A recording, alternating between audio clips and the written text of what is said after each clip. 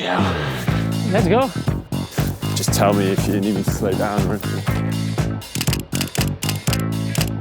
Would a piece of you die inside if we did a fast hike to the top rather than running? Yeah, doing good.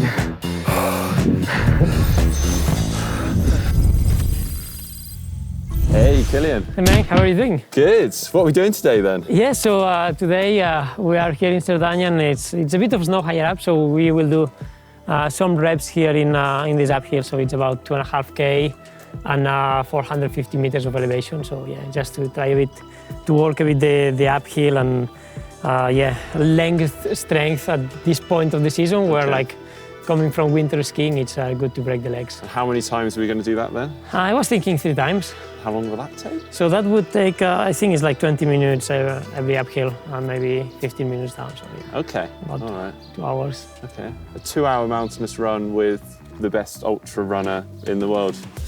What could possibly go wrong? All right, here we go. Yeah, let's go. Just tell me if you need me to slow down or anything. Yeah. Now, whilst there have been talk of us having a little race, I'm relieved to say that we're just heading out for a training run. Phew. That said, we're starting at 1,200 metres above sea level, climbing 475 metres up to an old chapel at the summit. I'm looking forward to making the most of this time to get to know Kilian and have a good old chinwag. So where are you at with training at the moment? I have done like a big block of 4 months now with mostly volume, so around 25 to 35 hours Okay. per week, but mostly like zone 2, zone 3. How much of that's actually running? Between 40 to 80 kilometers per week, Okay. so basically nothing. Yeah. Just to keep a bit the legs. I mostly do like Monday to Friday on skis, long sessions. Okay. I don't know, is that quite unique as a ultra runner to spend a lot of your time not actually running? It depends. Like here in Europe, it's many that do that. Okay. Because most they come from ski mountaineering. Yep. So then it's mostly like ski season, then turning to running season. Yeah, it allows to do much more volume. It works very well for working like muscle strength. So, whilst I attempt to run up and down this hill with Kilian, thanks to COROS, who also made this video possible, you will get to see our real-time data side by side as we run. As you can see, I'm already breathing out my backside, whilst Kilian seems to be out for a leisurely Sunday stroll. This could be a tough 2 hours. Oh, and I should probably add, Kilian has a broken rib too. One of the things that strikes me when I kind of watch all your videos is that you just look like you're having the best time ever.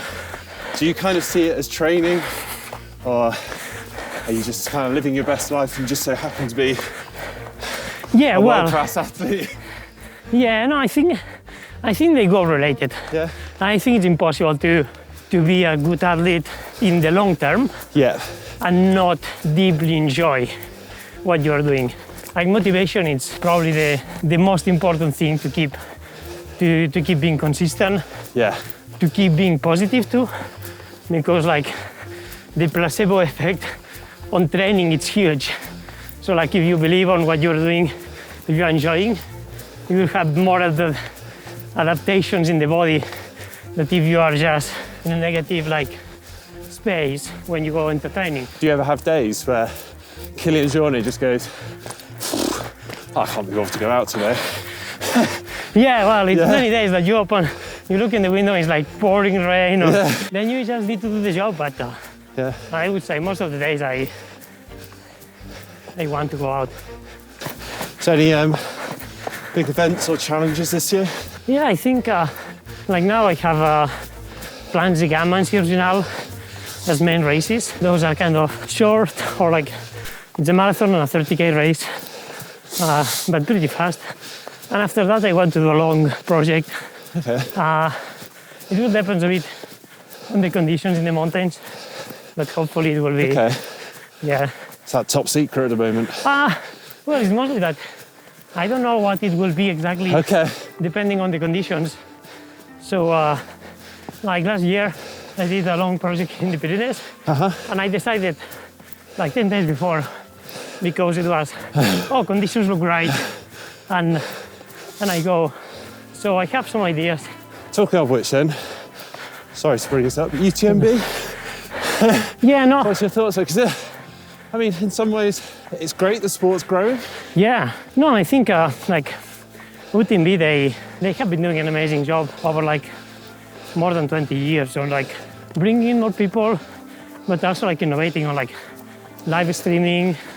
It's a good race. I love the track, I love the mountain. Yeah. That also I have run there many times. Yeah. So I feel like, yeah, what's more exciting, like to go to UTMB another year or do another project that I know that I will push myself physically, psychologically, much more. Okay. My curriculum, like let's say like my list of races, I'm very happy with it. So it's not that I feel that I need to prove to go to the race or win that race, but just like want to have fun and explore my limits.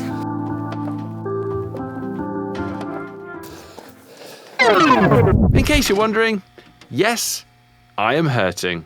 I can barely breathe. How's he able to talk so much? Would a piece of you die inside if we did a fast hike to the top rather than running? Yeah. Whew. I can't believe I'm making you walk. It's good. It's okay to walk, isn't it? Yeah. Good, yeah. Yeah, no, it's... Yeah. I think it's a lot of people coming from... That's the problem. People coming from road running, going to ultra running, going to UTMB. Yeah. And like, they want to run all the time. Yeah. And it's like, well, like... And many times, like, you can run like this and walking you go faster. Yeah. Oh, nice. this is it. It's our summit. Gonna see it another 2 times, hopefully. Yeah. Something nice about trail running is that even if you're training, even if it's karting, like you can come here. It's like, do you get to the top of summits and just stop and take it in, or are you kind of? No, yeah, all the time. Yeah? Like it's even in races when you are having a hard time. It's like, why I'm suffering here is like it's because I choose it at the end. Like it's not because like someone forced me to go there. It's because I choose to be here because I like that, and even if it's temporary, like suffering, it's like I love to be here and look the views and be able to move and I think that's the best part of the sport. For people that don't necessarily live in mountains, but this growing trend to kind of go and do these amazing ultras, which is awesome. They can take you to incredible places in the world. Yeah. But people are turning up to them, myself included, having not trained in the mountains. Is there stuff you can do at home to kind of prepare for that? Yeah, like of course you can never like compare to training in mountains, but you can work like mostly the big difference is like the muscle work. Yeah. So like if home, like eat some hills, and if it's not like in cities like stairs, like go to a place where it's stairs. Okay. And work up and down stairs. Because there you will have more muscle workout. And at the end, like the biggest difference is being fit. If you are very fit, like you will handle most of the stress of the race. You also work this visual muscle connection. Okay. It's good too. Like all the sports that have a speed and that you need to make a line like straight, they are very useful for that. Very important question. Do you ever get watery eyes when you're descending? Not that often, actually. Oh, no, okay. Are you having now? I sometimes get it and it catches me out. And it's always on, this isn't so bad. When it's very technical. It's not very technical, but it always happens on the really technical sections. Yeah. And you're like, just pick up speed. Yeah. And your eyes start watering. Yeah. And you're like, The same with mountain biking. And I know a lot of people get it. Yeah. No, I think, then you can clean them, but probably then you have a lot of salt on the eyes, so it's never I getting think better. That's what's holding me back from being a pro ultra runner. It's my watery eyes. Yeah.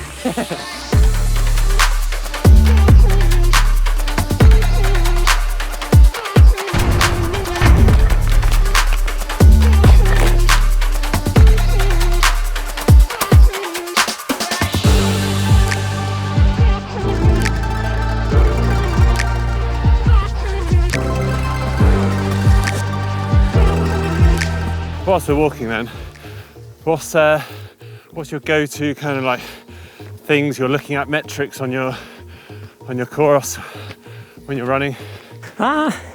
Basically, like, mostly like everything about volume. Okay. So time, distance, elevation gain. Okay.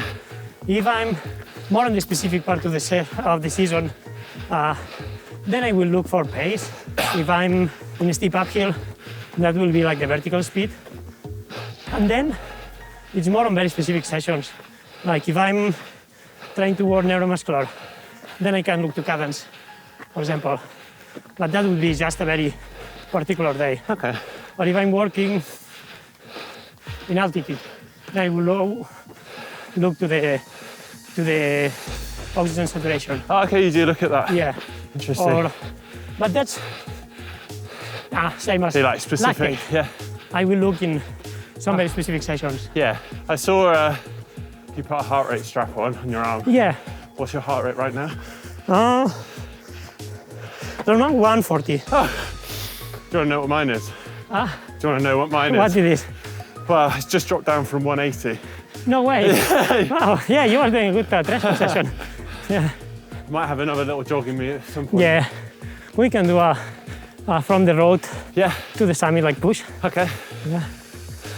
I haven't actually asked. I mean, how did you get into running firstly? But I mean, I know that wasn't the start. Yeah. Oh. Well, I was born not that mountain, but just behind. Okay. It's a mountain hut at 2,000 meters. Is your And- dad he worked? Yeah, my dad was the hut keeper, and both my parents, like they were doing, and they still do, a lot of mountain activities like skiing, climbing. So like it was just natural. She was on skis start, before you were probably Yeah, like- one. Yeah. Before Like, you could walk, literally. I think my first race was when I was 1.5 years old. No way. And then like I think when I was 3 years old, I did a 12K cross-country ski race. And like the first 3,000 meter peak. And Whoa. so like walking in the mountain was like, for me it was like, I don't have many memories of climbing when I was a kid because it was every day. So yeah, it was very natural then to start running. Probably running like every kid, like cross-country. After that year, she looked like something. It was the ski mountaineering. And I remember your first UTMB. Well, I don't remember it. I sort of watched it on catch up as I sort of got into the sport.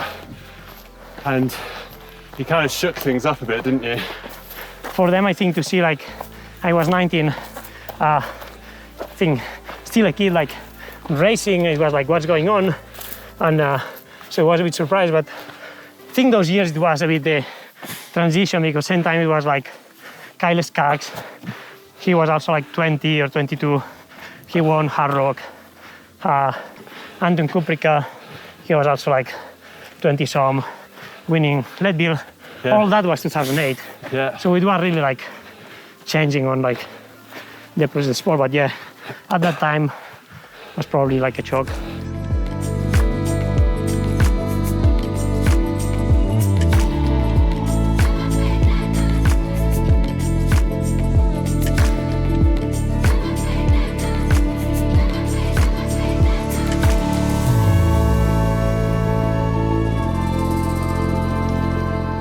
Nice views. Yeah. It's doing good. I felt like first day, altitude and a buen día. It's only 2. Nos haces lo que volíamos. What's your heart Nice. rate then? Now 150. Oh, 185. Nice. It's just playing with me. Oh yeah, we just push on. That's 100 meters or whatever. See, yeah, you see they start to go around. Oh yeah. That means that they see some cadaver here. Ah. See, I think it means you. Takes the What bone. are they? What? They butchers. Takes the bone. They smell you. Let's go quick. Actually, they use male blood. I don't know how many kilometers. Really? Wow. It's scary, isn't it? They look quite menacing as well, don't they? They look quite scary. Pretty big. All right, should we do it? Nice. Yeah.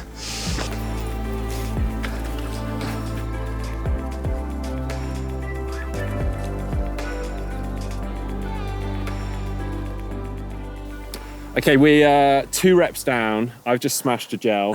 We've been comparing heart rates a bit throughout. I've been well in the 180s, and you've just been trotting along in 130, 140. No, like 140, 150 I've been there. Oh, yeah. right, okay, yeah. Having a great time, but I think I'm probably going to call it there. I know where my limits lie. And let Kilian actually get on with a proper session. Before he goes, it's been amazing just kind of watching you running downhill. Obviously, I've watched so many of your videos over the years, proper fanboy.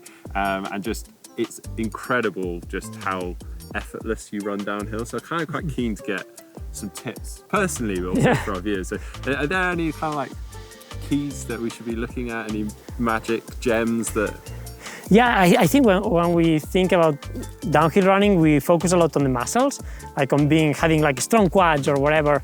And of course it matters a bit, but it's not often that we use our muscles at the maximum, because often we are limited by the terrain, by the technicality. So like I think it's very important to focus on like the connection between our A's and the muscles and the feet. So I think to work when we are running down to think about these 3 parts, it's key. And like here we have, for example, a terrain where it's some rocks, it's like some steps that you can run around. So like if we are running down and we are just looking to our feet because we are afraid about all the rocks and that, we are not able to run fast, because like we are just looking on like the next 20 centimeters, and then it's like, oh, where I'm going. You look up, you stop, and then so it's important to be able to look like ahead on like 10, 20 meters to find the best way to go, and at the same time know what's under your feet. So like to switch like from like it's like the car light, like a long one, short ones, long ones, short ones. Do this thing, and then to work on that, it's different methods. One can be like when you are running, to really focus on that, like to look down, but never more than 1 second, and then look far and try to remember what is in the ground, like in the next meters ahead of you. An exercise that I like to do, probably is not the best thing you should start doing now, is to close the A's, like for example here, like see, okay. Now I close the A's and I know that, I remember that it's here, it's a step, and then it's a rocks here, and then do these 5 meters with the A's closed. Don't try this at home. No, he not is the first probably time. one of the best ultra runners out there. So don't try that. But to try to do the same, like looking far and trying to remember what's under your feet. That would be something very, very important. And then just to relax the body. So when you are running down, like to try to move the arms or the legs, to change the steps, like to be able to run some moments with long steps and then to suddenly change to very small ones. So you are not getting the same pattern, but to be able to when you are in a race, to change the pattern of your steps depending of the terrain, or depending how your muscles feel. Like if the quads start to feeling very tight, then maybe you can start to run with more steps. And if you have practiced that on training, I think it's important. Do you ever twist your ankle? I can twist my ankle. I can jump on that. Just bounce up and down with your ankle. So another thing that I'm not going to try that. Yeah, don't try it. Like don't try it home.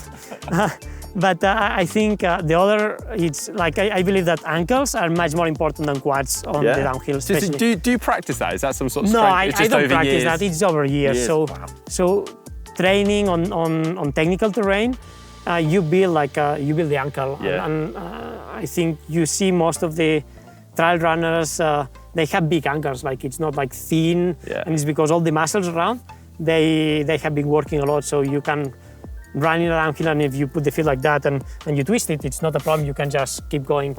I've never been known for my skinny ankles, so maybe there's you have a good ankle for running. All right, that's good to hear. So practicing also like all the proprioception, I think exercises with balls, slackline, they work well for that. Oh, nice, cool. All right, we're on like, you'd probably say this isn't technical at all, really, is it?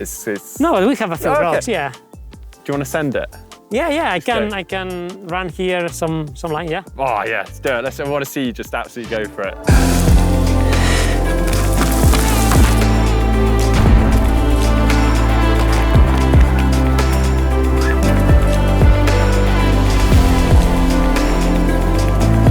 That was epic. I just ran with Kilian Jornet. Life complete.